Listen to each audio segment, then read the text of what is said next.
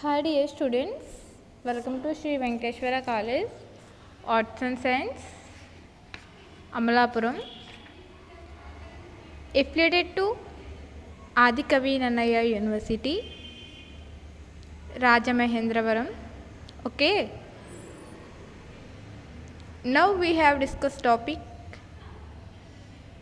second year, 4th semester,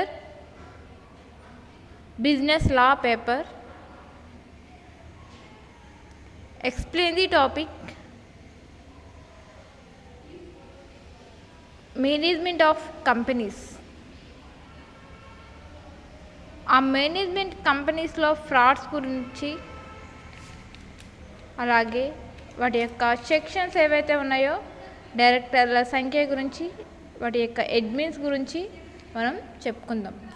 అంటే management of companies, company నిర్వహణగా కూడా చెప్పుకోవచ్చు. కంపెనీ నిర్వహణ, మేనేజ్మెంట్ ఆఫ్ కంపెనీ. దీంట్లో ఇంపార్టెన్స్ ఆఫ్ ఇంట్రడక్షన్, డైరెక్టర్ల డెఫినేషన్, డైరెక్టర్ల నియామకం ప్రాసెస్, డైరెక్టర్ల అర్హత, డైరెక్టర్లు అనర్హులు ఎవరు, దానికి తగిన వారు, డైరెక్టర్ల న్యాయాత్మక స్థితి, డైరెక్టర్ల పదవి ఖాళీ చేయుట, డైరెక్టర్ని తొలగింపు, డైరెక్టర్ల రాజీనామా, డైరెక్టర్ల పారితోషికం, డైరెక్టర్ల రిమ్యునరేషన్, డైరెక్టర్ల పదవి కోల్పోయినందుకు నష్టపరిహారం, directors loans, directors rights, director interest, directors హక్కులు. అధికారాలు అంటే యొక్క రెస్పాన్సిబిలిటీస్ అని కూడా చెప్పచ్చు. హక్కు, డైరెక్టర్ల రైట్స్, డైరెక్టర్ల రైట్స్, డైరెక్టర్ల యొక్క కాన్సెప్ట్స్, డైరెక్టర్ల యొక్క రెస్పాన్సిబిలిటీస్, బోర్డ్ అధికారాలు, ఇవన్నీ కూడా management of company, management of companies. దీంట్లో విషయ పరిచయం వచ్చేసరికి, ఇంట్రడక్షన్ వచ్చేసరికి, న్యాయశాస్త్రం దృష్టిలో, బిజినెస్ లా యొక్క దృష్టిలో, అంటే న్యాయశాస్త్రం అంటే లా దృష్టిలో ఏంటంటే, న్యాయశాస్త్రం దృష్టిలో కంపెనీ ఒక భౌతిక రూపంలోని కృత్రిమమైన వ్యక్తి.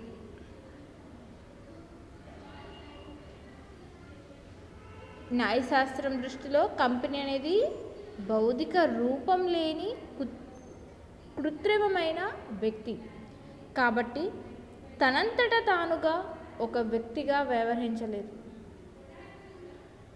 కంపెనీ నిర్వహణకు ప్రాథమిక హక్కుదారులు వాటాదారులు అయినప్పటికీ కూడా, ప్రైమరీ రైట్స్ కావచ్చు, షేర్ హోల్డర్స్ అయినప్పటికీ కూడా వారందరూ నిర్వహణలో పాల్గొనేవారు. అంటే వారందరూ కూడా నిర్వహణలో పాల్గొనలేరు, అంటే పార్టిసిపేట్ చేయలేరు.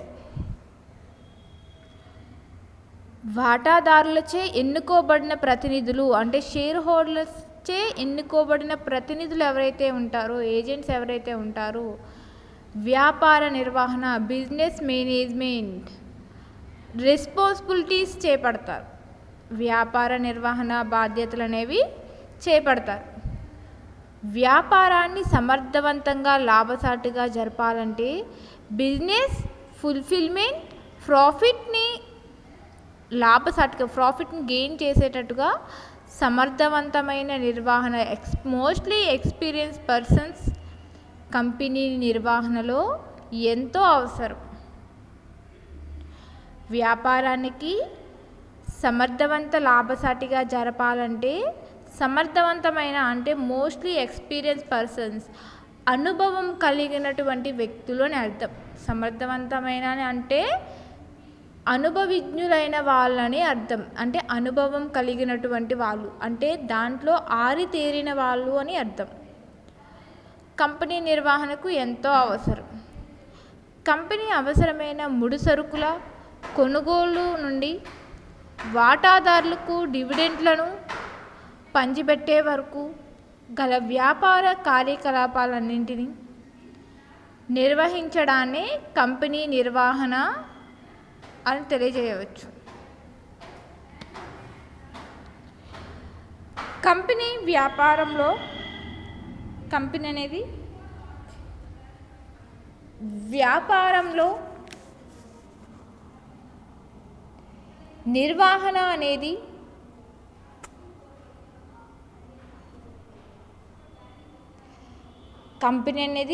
వ్యాపారంలోని నిర్వహణ అనేది వాటాదారులందరూ కూడా, ఈ వాటాదారులు ఎవరైతే ఉంటారో ఈ వాటాదారులందరూ కూడా నిర్వహించలేరు. ఏ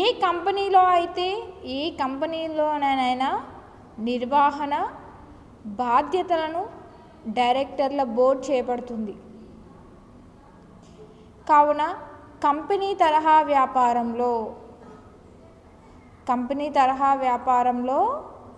నిర్వహణకు యాజమాన్యానికి పొత్తు కుదరదు. ఇందుకు గాను ఈ దిగువ కారణాలు వివరించవచ్చును. ఫస్ట్ వన్,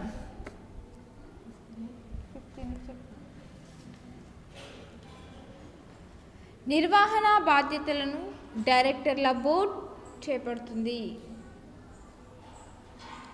కావున కంపెనీ తరహా వ్యాపారంలో నిర్వహణకు యాజమాన్యానికి పొత్తు అనేది కుదరదు. ఇందుకు గాను ఈ దిగువ కారణాలు వివరించవచ్చు. వాటాదారులు అధిక సంఖ్యలో ఉంటారు కాబట్టి కంపెనీ దైనందిన వ్యవహారాలు వీరు ప్రత్యక్షంగా డైరెక్ట్గా చేపట్టడం సాధ్యం కాదు.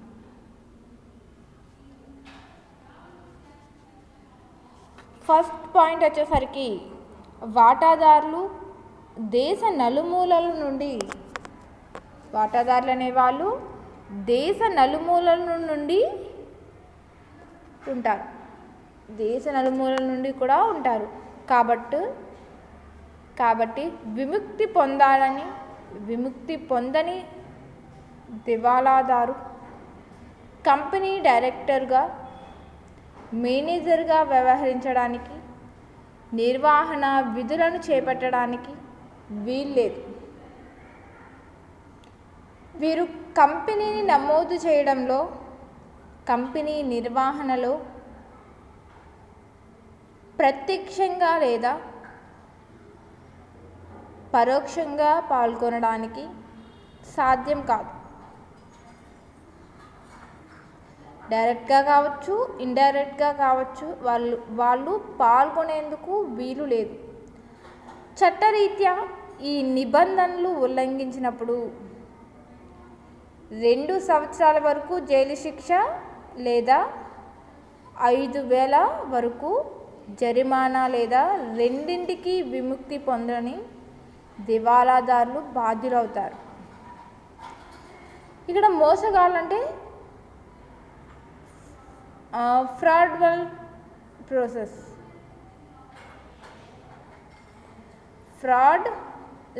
ప్రాసెస్ మోసగాళ్ళని కూడా అనొచ్చు.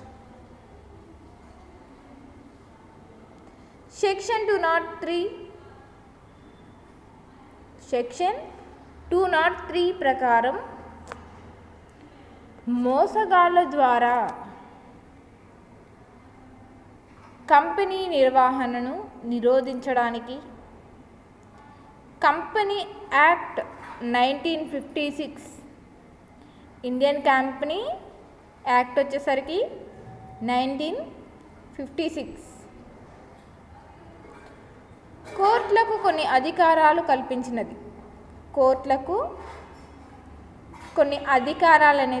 కల్పించినది. ఈ దిగువ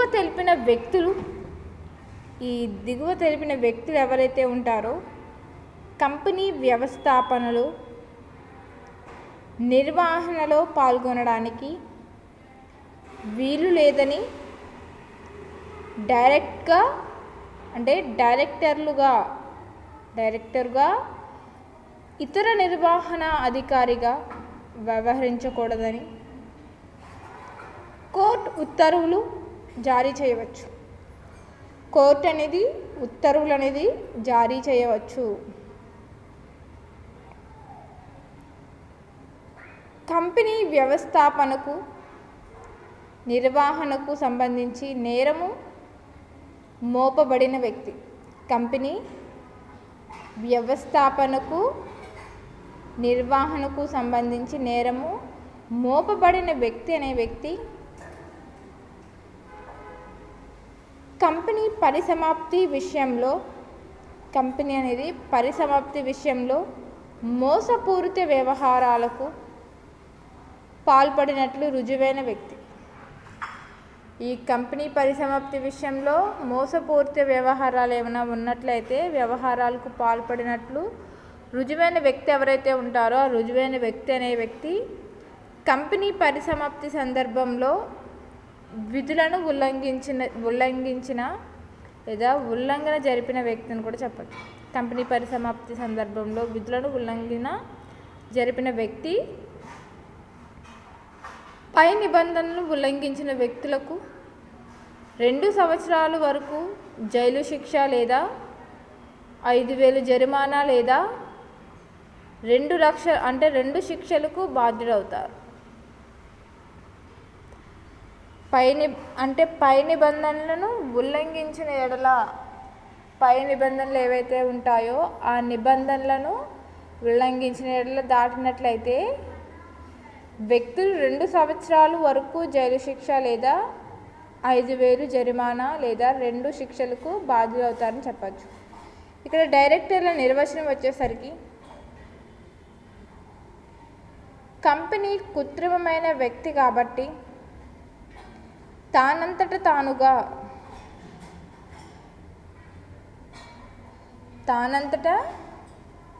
తానుగా వ్యవహారాలు యాక్టివిటీస్ అనేది నిర్వహించుకోలేడు. కంపెనీ వాటాదారులు నిర్వహణ బాధ్యతలను కంపెనీ వాటాదారులు ఎవరైతే ఉంటారో కంపెనీ షేర్ హోల్డర్స్ ఈ మేనేజ్మెంట్ యొక్క రెస్పాన్సిబిలిటీస్ చేపట్టడానికి తమ తరపున కొంతమంది విధులను ఎన్నుకుంటారు. తమ తరపున కొంతమంది ప్రతినిధులను ఏజెంట్లను నియమించుకోవడం లేదా ఎన్నుకోవడం అనేది జరుగుతుంది. అంటే కంపెనీ షేర్ హోల్డర్స్కి డైరెక్టర్ని ఎన్నుకునే అధికారం అనేది ఉంటుంది. కంపెనీ షేర్ హోల్డర్స్ ఎవరైతే ఉంటారో వాళ్ళే డైరెక్టర్స్ని డైరెక్ట్గా ఎన్నుకునే ఓటింగ్ రైట్స్ అనేవి షేర్ హోల్డర్స్కి కల్పించడం అనేది జరిగింది. ఓకే, నిర్వహణ బాధ్యతలు చేపట్టడానికి తరపున కొంతమంది ప్రతినిధులను కూడా ఎన్నుకుంటారు. వీరిని డైరెక్టర్లు అంటారు. డైరెక్టర్లను సామూహికంగా డైరెక్టర్ల బోర్డ్ అని వ్యవహరిస్తారు. డైరెక్టర్లను సామూహికంగా డైరెక్టర్ల బోర్డ్ అని వ్యవహరిస్తారు. కంపెనీ యొక్క నిర్మాణంలో డైరెక్టర్ల ఎక్కువ ప్రాముఖ్యతను కలిగి ఉంటారు. కంపెనీ యొక్క నిర్మాణంలో డైరెక్టర్స్ ఎవరైతే ఉంటారో ఎక్కువ ప్రాముఖ్యతను కలిగి ఉంటారు. డైరెక్టర్ల ప్రాముఖ్యతను న్యాయమూర్తి నైవేలి, బాత్ స్టాండర్డ్ లాంటి కంపెనీలు ఏవైతే ఉంటాయో బాత్ స్టాండర్డ్ కంపెనీ 1910 కేసులో ఈ దిగువ విధంగా తెలియజేశాడు. అయితే కంపెనీ సవరణ చట్టం 2000 ప్రకారం కంపెనీ సవరణ అంటే దాంట్లో ఏదైనా మిస్టేక్స్ కానీ ఉన్నట్లయితే దాన్ని సవరణ చట్టం ప్రకారం 2000 ప్రకారం నిబంధనలు కూడా పరిగణలోకి తీసుకోవాలి. ఏ పబ్లిక్ కంపెనీ అయితే ఫస్ట్ A/B ఫస్ట్ పాయింట్ చెల్లించిన మూలధనం 5 కోట్ల రూపాయలు లేదా అంతకు మించినప్పుడు. ఇక్కడ ఫస్ట్ పాయింట్ ఏం చెప్తుందంటే చెల్లించిన మూలధనం అనేది 5 కోట్ల రూపాయలు లేదా అంతకు మించినప్పుడు. సెకండ్ పాయింట్ ఏం చెప్తుందంటే 1000 లేదా అంతకు మించి ఉన్న వాటాదారులు ఉన్నప్పుడు కనీసం ఒక డైరెక్టర్ ఆ చిన్న వాటాదారుల ద్వారా నిర్దేశించిన విధంగా ఎన్నుకోబడి ఉండాలి. చిన్న వాటాదారులు అనగా వాటాదారుడు వాటా నామమాత్రపు విలువ నామినల్ అకౌంట్ విలువ విలువ ఏదైతే ఉంటుందో 20,000 లేదా అంతకంటే తక్కువగా కలిగి ఉండడం. 20,000 లేదా అంతకంటే తక్కువగా కలిగి ఉండడం. డైరెక్టర్ల బోర్డ్ కంపెనీకి మెదడు వంటిది. కంపెనీ దీని ద్వారానే తన వ్యాపార వ్యవహారాలు నిర్వహిస్తుంది. బోర్డ్ కంపెనీకి మెదడు వంటిది. కంపెనీ దీని ద్వారానే తన వ్యాపార వ్యవహారాలని నిర్వహించడం అనేది జరుగుతుంది. ఏ మెదడు పని చేసినప్పుడు కంపెనీ కూడా పనిచేస్తుందని చెప్పవచ్చు. సెక్షన్ 2 సబ్సెక్షన్ 13 ప్రకారం సబ్సెక్షన్ 13 కంపెనీల చట్టము 1956 ప్రకారము కంపెనీ యాక్ట్ వచ్చేసరికి 1956 ప్రకారం ఏ పేరుతో పిలువబడినప్పటికీ డైరెక్టర్ పదవిలో ఉన్న వ్యక్తియే ఆ కంపెనీ డైరెక్టర్. డైరెక్టర్ల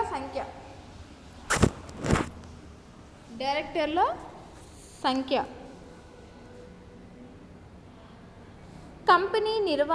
కంపెనీ మేనేజ్మెంట్లో డైరెక్టర్ల ప్రధాన పాత్ర వహిస్తారు.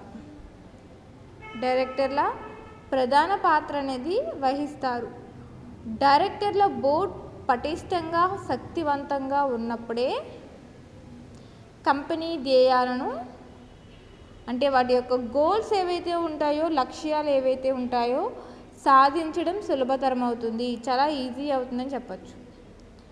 కంపెనీ డైరెక్టర్ల బోర్డు పరిమాణం ఎంత ఉండాలి అనేది ఆయా కంపెనీల వ్యాపార స్వభావం ఆవశ్యకతను బట్టి ఆధారపడి ఉంటుంది. ఇక్కడ కంపెనీ నిర్వహణలో డైరెక్టర్ల పాత్ర అనేది ప్రధాన పాత్ర వహించడం జరుగుతుంది. డైరెక్టర్లు బోర్డు పటిష్టంగా శక్తివంతంగా ఉన్నప్పుడే కంపెనీ ధ్యేయాలను సాధించడం అనేది సులభతరం అవుతుంది. కంపెనీ డైరెక్టర్ల బోర్డు పరిమాణం ఎంత ఉండాలి అనేది ఆయా కంపెనీ వ్యాపార స్వభావం ఆవశ్యకతలను బట్టి ఆధారపడి ఉంటుంది. సెక్షన్ 252(1) ప్రకారం సెక్షన్ 252 సబ్సెక్షన్ 1 ప్రకారం పబ్లిక్ కంపెనీ సెక్షన్ 43(a) ప్రకారం పబ్లిక్ కంపెనీలుగా మారినవి కూడా కనీసం 3 డైరెక్టర్లు, ప్రైవేట్ కంపెనీలో కనీసం 2 డైరెక్టర్లు ఉండాలి.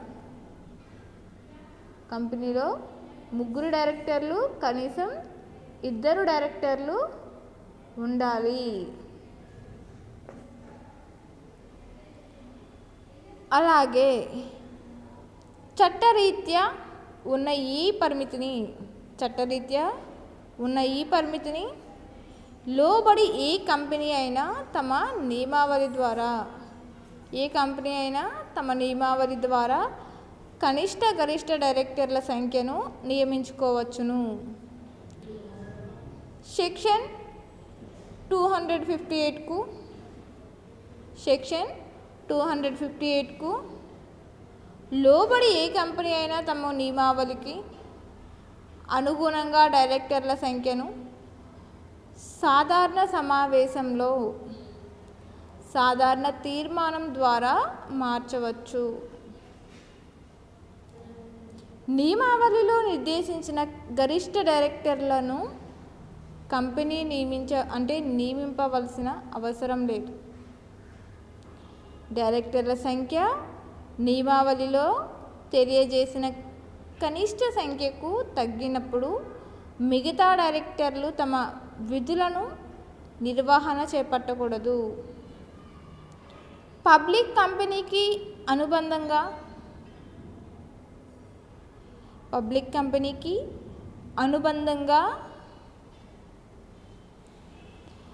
ఉన్న పబ్లిక్ లేదా ప్రైవేట్ కంపెనీ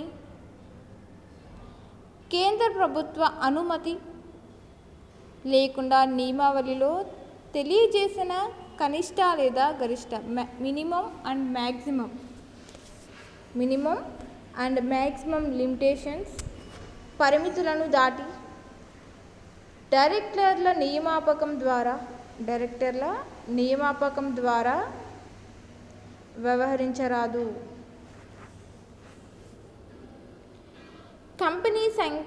కంపెనీల సంఖ్యను గణన చేయనప్పుడు ఈ కంపెనీలు ఏవైతే ఉన్నాయో ఆ కంపెనీలన్నింటినీ మినహాయించవలసి ఉంటుంది. పబ్లిక్ కంపెనీకి అనుబంధంగా దానికి రిలేటెడ్గా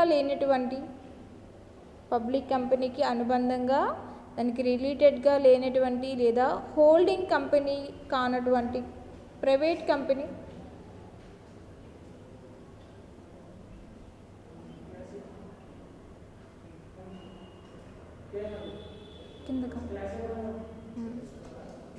లేనటువంటి డైరెక్టర్గా నియమించబడితే నియామకం జరిగిన 15 రోజుల్లోగా ఏదో ఒక కంపెనీ డైరెక్టర్లు పదవిని వదులుకోవాలి. లేనట్లయితే కొత్త కంపెనీలో తాను డైరెక్టర్గా చలామణి కాలేడు.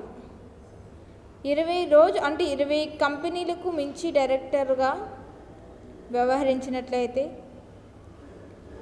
5,000 వరకు శిక్ష అర్హుడు. డైరెక్టర్ల నియామకం పద్ధతులు ఎలా ఉంటాయంటే డైరెక్టర్ బోర్డులో శక్తి ఉత్సాహాల కోసం ఆదర్శాల